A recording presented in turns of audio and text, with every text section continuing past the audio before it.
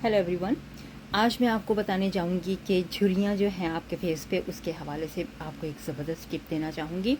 आप देख सकते हैं कि जब मैं ऐसे स्माइल करती हूँ तो यहाँ पे झुर्रियाँ आती हैं, ठीक है। तो ये एज की वजह से झुर्रियाँ होती हैं, ठीक है। कुछ इस तरह से भी होती हैं कि जब आप वेट लूज़ कर लेते हो तो आपके फेस पे भी झुर्रियाँ आती हैं, क्योंकि आपके फेस का जो होता है वो आप वेट लूज़ करते हो।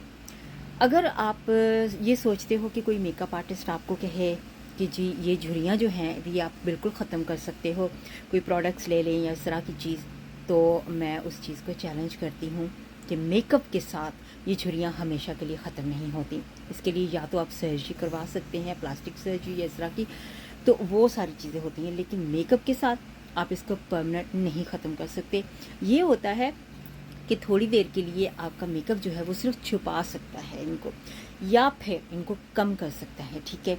ये कोई आपके फेस के ऊपर, कोई जैसे हम मकान बनाते हैं तो उसके ऊपर प्लास्टर वगैरह लगाते हैं, ठीक है, वो चीज़ें सीमेंट वगैरह तो है नहीं जो हम लगाएंगे तो ये बिल्कुल ख़त्म हो जाएंगी। तो ये इस तरह का है कि हम टेम्परी सा फाउंडेशन लगा लेते हैं, कंसीलर लगाते हैं, प्राइमर लगाते हैं, इस तरह की चीज़ें हम अपने फेस पे लगाते हैं, तो इससे ये झुर्रियाँ जो हैं वो बिल्कुल भी ख़त्म नहीं होती हैं।